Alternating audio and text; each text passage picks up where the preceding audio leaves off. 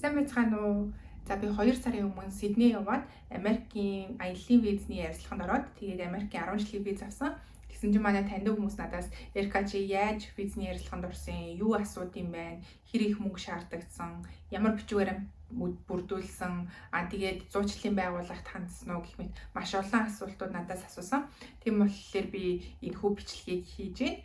За тэгээд энэ удаагийн бичлэг маань хэрхэн Австралиас болон Монголоос Америкийн виз өөрөө мэдүүлж авах вэ гэдэг талаар бичлэг байх болно. Яагаад гэхээр би өөрийнхөө визийг Австралиас авахаас гадна ээж аав хоёрынхоо визийг Монголоос мэдүүлээд бас ялгаагүй 10 жилийн виз авсан. Тэгэхээр энэ удаагийн бичлэг маань хэрхэн Америкийн аяллаа визийг Монголоос болон Австралиас мэдүүлж авах вэ гэсэн талаар бичлэг байх болно. За сонирхож байвал миний бичлэгтэй хамтдагаарай. За юуны дөрөнд хүмүүсийн хамгийн их асуусан хамгийн чухал асуултанд нь хариулъя. Тэр болохоор за чамаас ямар бичиг баримт шаардсан, чи хэр их мөнгө дансандаа байршуулсан бэ гэдэг асуулт байсан. Яг үүнийг хэлэхэд би дансандаа ямар ч мөнгө байршуулаагүй, дээрээс нь надаас ямар ч бичиг баримт шаардаагүй. Надаас юу шаардсан бэ гэхээр хүчинтэй паспорт болон визний хураамж $185. Тэгэл болоо. Өөр ямар ч бичиг баримт хэрэг болоогүй. За хамгийн эхлээд би хэрхэн өөрөө Австралиас Америкийн виз мэдүүлсэн талаараа ярив. Тэрний дараагаар Монголоос ээж аав хоёрынхоо визийг мэдүүлж авсан талаараа ярив. За миний хувьд гэх юм бол би ер нь яг Америк явж аялна гэсэн бодол надад байдаг. Гэхдээ би яг ойрын 6 сар дотроо юу эсвэл 1 жил дотроо юу эсвэл 2 жил дотроо юу гэдгээ хэлж мэдэхгүй байсан. Гэхдээ би таньдаг хүнээс Австралид байгаа дээрээ Америкийн виз мэдүүлээд авчих юм бол виз нь батны гардимаа гэдэг нэг үг сонссон болохоор за юу ч гэсэн авчиг. Тэгээд 10 жилийн виз авчиж байгаа юм чинь жилийн дараа явна уу 2 жилийн дараа явна уу тэгж яагаад явах л бэлгүү дээ гэж бодоод тэр бодол дээрээ үнслээд би өнгөрсөн 6 сараас эхлээд ер нь виз мэдүүлэх талаар судалж эхэлсэн байхгүй юу. Тэгсэн чинь Монголоос виз мэдүүлэхэд хүний 100 жилийн хөлс нь сая төгрөг гэсэн шиг санагдаад байна. Би яг нарийн санахгүй. Гэхдээ ер нь ойролцоо дүн байсан. Австралиас мэдүүлэх юм бол 320 Австрали долларын үнэтэй байсан. Тэр нь одоо Монгол мөнгөөр нэг 650 700 мянга орчим юм уу тиймэрдүү хөлстэй байдаг юм байлээ. Тэгээд визний хураамж нь болохоор 185 Америк доллар байгаа юм. Тэгээд би ингээд виз мэдүүлэх процесс, бүрдүүлэх материал гэж юмнуудыг судлаад үзсэн чинь ердөөсөө тийм хэцүү юм байхгүй. Зүгээр англи хэл дээр нэг анкет л бүгэлдэх юм байлээ л дээ. Тэр нь гэхдээ ер нь нэг 6-7 ч илүү нэлээд олон хуудас анкет байсан. Тэгээд дунджаар нэг 40 минутаас 1 цаг зарцуулж ээж тухайн анкетыг бүгэлдэх юм байлээ. Тэгээд тэр анкетыг бүглүүл цагаа захиалчаад өөр нэг их хэцүү юм байгаагүй учраас би хувьдаа өөрөө англи хэлтэй учраас заавал ингээд надад зуучлалын байгууллагт хандаад авах ерөн шаардлага байхгүй юм байна гэж бодоод тэгээд би өөрөө мэдүүлэхээр шийдсэн. За тэгээд дээрээс нь би Австралиас виз мэдүүлэх юм бол хамгийн ойрын цаг нь ер нь 6 сарын дараа байгаа байна гэдэг тийм баримжаа хугацаа сонссон байсан. Тийм учраас би ер нь за нэг жилийн дараа аялна гэдэг төлөвлөгөөтэй л визний хугацаагаа мэдүүлвэл зүгээр юм байна да гэж би өөрөө бодсон. За ингээд ерөнхий нэг суур мэдээллүүдээ олж авчаад одоо виз мэдүүлэх шат руу орж байгаа. За хамгийн түрүүний алхам маань юу вэ гэхээр DS160 гэдэг маягтыг бүглэнэ. Нэг вебсайтаар ороод өөртөө бүртгэл үүсгээд DS160 гэдэг маягтыг бүглэнэ. За тэрэн дээрээ болохоор өөрийнхөө хувийн мэдээлэл, тэгээд хаана ажилтیں, ер нь ямар хуу орлоготой юм, тэгээд тэн дээрээ нэмээд гэр бүлийн байдал, Америк явж яг юу хийж байгаа юм, тэнд таньдаг хүн амтан байд юм уу, дээрээс нь би өмнө нь аль орнуудаар аялж исэн гэх мэт өөрийнхөө талаар нэг өсөндөө бүхэл мэдээллийг тэр онлайн маягтан дээрээ бүглөөд өгч байгаа байхгүй юу. Тийм ч учраас энэ нь бараг 40 минутаас 1 цаг шаарддаг ийм удаан бүглөгддөг анкет юм байлээ. За тэгээд тэрэн дээрээ болохоор би угаасаа нэг жил орчмын дараа л Америк явах болоо та гэсэн бодол надад байсан учраас би 26 оны 8 сард Америк руу 2-7 хоногийн хугацаатай аялнаа гэдэг зорилготойгоор визээ мэдүүлсэн. Надад яг нарийн тодорхой хугацаа байхгүй би мэдэхгүй байгаа. Гэхдээ би ер нь энэ хугацаанд аялах болов гэдгийг тодорхой хугацаа өөрөө зааж өгөөд тэгээд би визээ мэдүүлсэн. Ягаад гэхээр тэр маягт нь өөрөө яг хэдэн оны хэдэн сарын хэдэнд Америкийн одоо хилээр нэвтэрч орж ирэх юм бэ гэж асуудаг юм билээ. Тийм учраас би өөрийнхөө аяллыг илүү тодорхой болгох шаардлагатай болсон учраас би эх оны 8 сард аялна гэдэг төлөвлөгөөгөө өгсөн. За тэгээд тэр DS160 маягтыг бүглэхэд надаас ингээд гараараа л юм шивж оруулахыг шаардна гэхээс биш өөрөөр ямар ч бичиг баримт шаардаагүй дансны хуулгач гэдэг юм уу эсвэл албан байгууллагын тодорхойлолт цалингийн дансны хуулгач гэдэг юм уу юу ч шаардаагүй. Ингээд би DS160 гэдэг маягтай бүглөөд хамгийн сүүлд нь надад баталгаажуулах хуудас гээд гаргаад өгчөж байгаа юм. Тэрэн дээр нь QR код болон дахин давтагдчихгүй нэг амар урт өсөг тохиолдсон код байгаа. Тэрнийг надад өгчнө. Би тэрнийг хэвлээд визэнд орохдоо авч очих ёстой гэж надад имэйл ирсэн байсан. Гэхдээ яг үнийг хэлэхэд тэрнийг визэнд ороход ч гэсэн шалгаагүй л дээ. За ингээд DS 160 маягтаа гаргаад авчиж байгаа юм. Тэрний дараагаар би дахиад нэг өөр сайтаар ороод визний ярилцлагын цагаа захиална. Тэгтээ болохоор би угаасаа Сидней явна гэж төлөвлөсөн байсан учраас Сидней гэхэд цагийг захиалахаар орсон. Эхлээд би $185 хураамжаа төлчөөд тэрний дараагаар цаг захиалах эрхэн нэгддэм бэлээ. Нэг өсөндөө $185 хураамжаа төлсөний дараа Сиднейд яг хэдний өдөр цаг захиалах боломжтой байна гэдэг хуваарийг нь харах боломжтой. Мөнгө төлөхгүйгээр хамгийн наан байгаа цагийг харах боломжгүй байд юм билээ шүү. За тэгээд би тэр цаг захиалах явцдаа DS 160 маягтан дээр байсан нөгөө дахин давтагдчихгүй код байгаа шүү дээ. Тэрнийг өөрийнхөө ярилцлагынхаа цагтай холбоод өгчихсөн, уяад өгчихсөн. Тэнгүүд миний мэдээлэл маань шууд нэгсэндөө Америкийн элчин рүү явчихж байгаа гэсэн үг юм байлээ л дээ.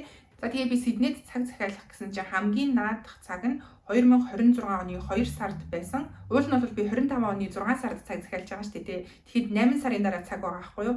Тэгээд би хамгийн наадах цагийг нь авчихсан тухай үедээ. За тэгээд би ингээд цагаа захиалцсан 26 оны 2 сар хүртэл надаас шалтгаалах бүх юмаа би хийсэн. DS 160 маягтаа бүүлсэн. $185 хураамжаа төлөөд Америкийн визний ярилцлагын цагаа авсан. Одоо зөвхөн ярилцлагандаа л орох юм бол би виз авчна гэсэн үг. За тэгээд би ер нь 26 оны 2 сар хүртэл хүлээх нь жоохон хоол юм байна да. Тэрнээс өмнө боломж авах юм бол урьдчилаад дахиад цаг аваад тэгээд ярилцлага өгчэй гэж бодоод ерөн сайт руу хаяа нэг ор шалгаадсан байхгүй. Тэгсэн чинь нэг удаа шалгасан чинь 9 сард цаг байна гэд. За ингээд би ярилцлагын цагаа урагшлуулад 25 оны 9 сард буюу өнгөрсөн 9 сард визний ярилцлаганд орохоор Сидней явж байгаа. За тэгээ би ярилцлаганд орох өглөө нь өөртөө амар ихтгэлтэй очсон байхгүй юу. Ингээд би чинь Австралид амьдрах визтэй дээрээс нь энэ бүтэн цагаар мэрэгчлэрээ ажилладаг учраас Америкт очиод харлах ч гэдэг юм уу те ямар нэг асуудал гарах надад ямар шалтгаан байхгүй юм чинь би 100% виз авчиндаа гэдэг ихтгэлтэй байсан. Тэгэл үүдэнд нь нэлийн очирлож аваад яг хаалгаар нь орсон чинь ингээд амар халзан юм том биетэй ах нар заяа тэгээд ингээд тэлээгээ тайл уцаа энд тайв гадуур өмсөн хүрмээ тайл тэр болгоныг ингээд шалгаж оруулж байгаа. Тэгснээ намайг бас ингээд нэг сканердаа шалгаж оруулж байгаа байхгүй юу. Тэгээд харьцаж байгаа нь тиг инг гэж амар зааварчилсан. Ер нь жоохон юм ширүүн харилцаатай. Тэгээд би тэрнээс нь жоохон айгаад тэгээд яана надад виз өгөх болов гэж жоохон сандраад эхэлсэн. Тэгээд ороод ингээд дотроо бас дахиад жоохон хүлээд юм бэлээ. Миний урд нэлээд хэдэн хүмүүс ингээд очир үсгсэн. Бараг нэг 10 гаруй хүний дараа миний очир байсан. Тэгээд энэ дөрвөн цонхон дээр ярилцлага авдаг. Тэгээд тэр цонхных нь өмнө хүмүүс ингээд очирлоо зогссон. Тэр цонхных нь аль нь хоосон болж тэрэнд нь ингээд нэг нэгээр ээлжлэл очиод ярилцлага өгд юм байлээ л дээ. Тэгээд би хүлээгээд зогсож исэн чинь хүмүүс ингээд миний нүдэн дээр ингээд шар хуудас барайл гараадсан байхгүй юу. Тэгэхээр нь би за виз нь олгогдох юм бол шар хуудас өгдөг юм байна гэдэг бодол миний толгойн суугаад тэгээд за шар хуудас л барьж авч гарах хэрэгтэй шүүгээ би бодцоод байжсэн. Тэгээд хүлээж авахтаа нэлийн сандрал байсан. Тэгээ ярилцлага өгөөд ярьсан чинь яг үнэндээ нэг сүртэй юм болоогүй. Надтай нэг 2 минут орчим ярилцсан уу яасан. Тэгээд шууд миний визийг өгсөн. Асуусан асуулт нь гэх юм бол чи Австралид юу хийдیں? Тэгээд энд сургуулаа төгссөн юм уу? Одоо яг ямар визтэй байгаа юм?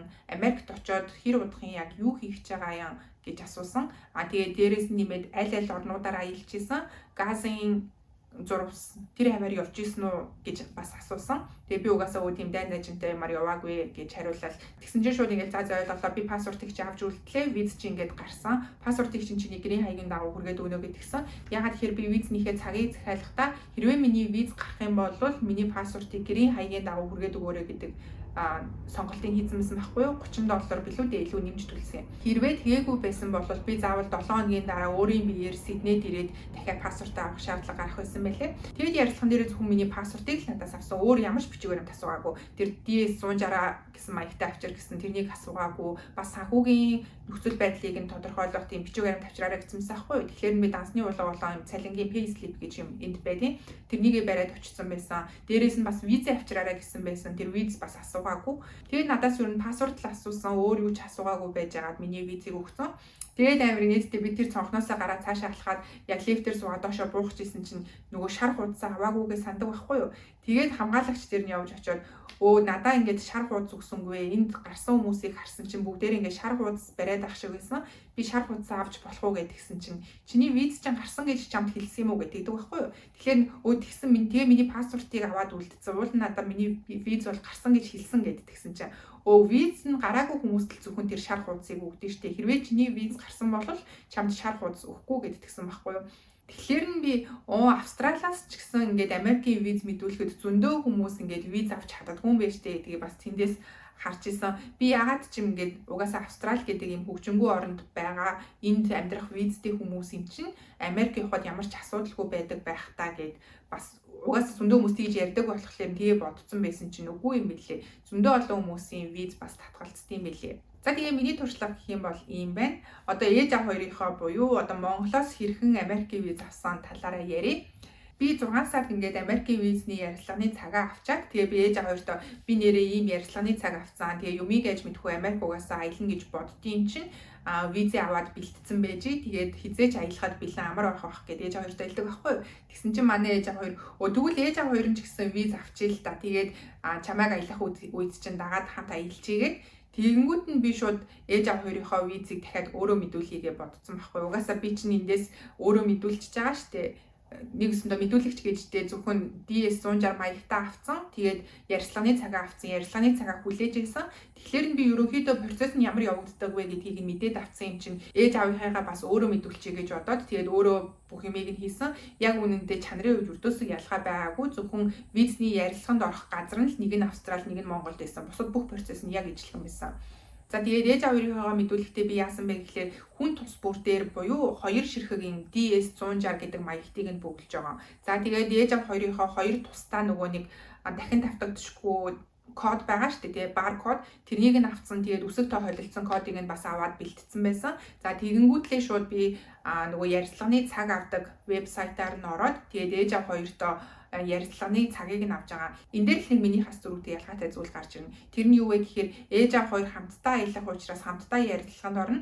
Тийм учраас хамт цаг авдсан байлээ. Эхлээд би ээжийн нэр дээр бүртгэл үүсгэчээд ээжийн ингээд мөнгөний төлөөд цагийг нь ингээд авчиж байгаа байхгүй юу. Тэгэнгүүт энэ өөрийнхөө цаг дээр хүн нэмхүү, гэр бүлийн хүн хамт явж байгаа хүмүүсээ нэмхүү гэдэг тийм сонголт байт юм байлээ. Тэр сонголтын дээр нь би шууд аавынхыг нэмж өгөөд тэгээд ээж аав хоёрт нэг цаг захиалаад авчиж байгаа. Хэдийгээр нэг цаг захиалж авч байгаа боловч хоёр хүн учраас хоёулаа тусдаа визний хураамж мэдээж төлнө. Тэгээд ингээд ээж аав хоёрт нэг визний цаг авсан. Тэгсэн чинь 25 оны 6 сарын сүүлээр цаг авсан баха. Тэгэхэд 8 сарын 11-ний цаг ээж аав хоёрт өгсөн. Гэдэг чинь нэг ойролцоогоор сар гарны дараа буюу ойролцоогоор бараг нэг 2 сар гарны дараа цаг болцсон юм байна. Монгол тарцсангуу ингээд визний цаг нь гайгүй богино хугацаатай хүлээлгдэв юм байлээ. Австрали болохоор бүр 6 сарын дараа хамгийн ойрхон цаг нь байна. 8 сарын дараа хамгийн ойрхон цаг нь байна гэдэг юм байлээ. Гэхдээ яг хөө ингээд өдөр болгон вебсайт руу ороод шалгах юм бол 1-2 цаг гарч ирдэг л дээ. За тэгээд би ээж аавынхаа цагийг 25 оны 8 сард ярилцлаганд орохоор аваад тэгээд ээж аав хоёр маань надаас сүүлдэж визээ бидүүлсэн боловч надаас өмнө ярилцлаганд ороод надаас төрүүлээд визээ авсан.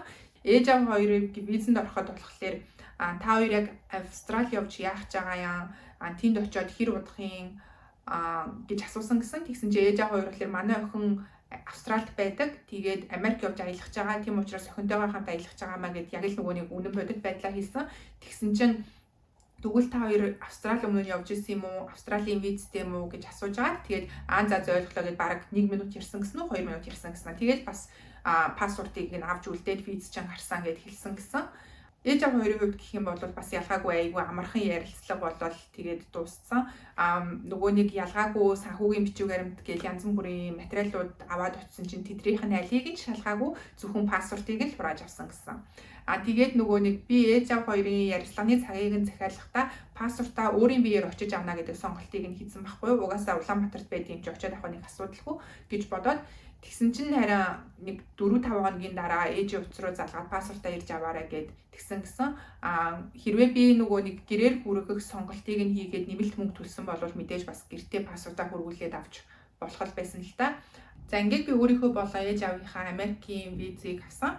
Тэгээ нэгэнт виз авсан юм чинь 2026 оны 8 сард явна гэсэн цагта Америк явцдаг юм билүү гэж нэг бодоол байна. Гэхдээ байдлыг харж байгаад болно. За тэгээд ингээд сая ярьсан юмад үнэт хэлэх юм бол би анхандаа өөрөө виз мэдүүлэх үе явах уу гэж нэлээд эргэлзэжсэн. Тэгж яагаад юу н би англи хэлтэй ээжээж юунаас нь юу н санаа зовх юм бэ? Яг асуусан тэр асуултанд нь нарийн сайн уншиж агаад зөв хариултыг өгчхөд болно штэ гэж бодоод визээ мэдүүлсэн. Тэгсэн чинь яг үнэндээ яг л тийм л байсан байлаа, нэг айгаад ахын байгаагүй.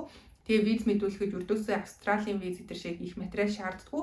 Зөвхөн $185 паспорт л надаас шаардсан. Тэгээд бусдаар гэх юм бол яг 100% ярилцлаган дээр үндэслээд эцсийн шийдвэрийг гаргадаг юм шиг надад санагдлаа. Тэгээд дээрээс нэмээд нэг юм хэлэхэд ээж аав бид 3-ын хувьд одоо ойр орчмын төрсэн ах эгч дүүч гэдэг юм уу тийм хамаатай саднаас Америкт очиод харалж исэн түүх байхгүй. Ер нь манай ойр орчмын хүмүүсээс Америкт очиж исэн тэнд амьдардаг хүмүүс огт байхгүй. Тэгээд бид 3 өмнө ердөөсөө Америкийн визэнд орж байгаагүй, анхны удаа виз өгж байгаа. Тэгээд ердөөсөө тэнд очиж харлагч гэдэг юм уу эсвэл сурах ямар нэгэн тийм зорилго байхгүй, 100% яг аялчаад буцаж ирэх зорилготой байсан учраас нэг тийм санаа зовоод виз гарах болов яагаад авах бол гэсэн юм байгаагүй. Харин эсэргээрээ зарим хүмүүсийн одоо төрсэн ах эгчдүүд харалцсан ч гэдэг юм уу тий өмнө нь ингээд Америкийн визний ярилцлаганд ороод татгалзаж байсан хариу авч ирсэн хүмүүс байдаг шүү дээ. Тийм хүн байх юм бол яг мэрэгжлийн байгууллагт нь яг энүүгээр мэрэгжсэн хүмүүс нь хандаад зөвлөгөө аваад зуучлалын байгууллагад хандах юм бол хамаагүй дээр байдаг байх гэж бодож байна. Миний хувьд болохоор яг түрүү хэлсэн шиг надад ямар ч асуудал байгаагүй учраас би өөрөө визээ мэдүүлэхэд тийм хүндрэлтэй зүйл надад огт тулгараагүй. За тэгээд миний туршлага гэх юм бол өөрийнхөө визийг Австралиас, ээж авирынхоо визийг Монголоос мэдүүлээд Америкийн 10 жилийн виз авсан туршлагатай байна. Хэрвээ та өөрөө Америкийн аяллаа виз мэдүүлэхээр сонирхож байгаа, тэгээд танд асуулт байх юм бол миний бичлэгний доор комент үлдээгээрэй. Миний мэддэг зүйл байх юм бол би дуртайгаа хариулаад өгье. За тэгээд миний түүхийг сонссон баярлалаа. Дараагийн бичлэгээрээ уулзъя. Баяртай.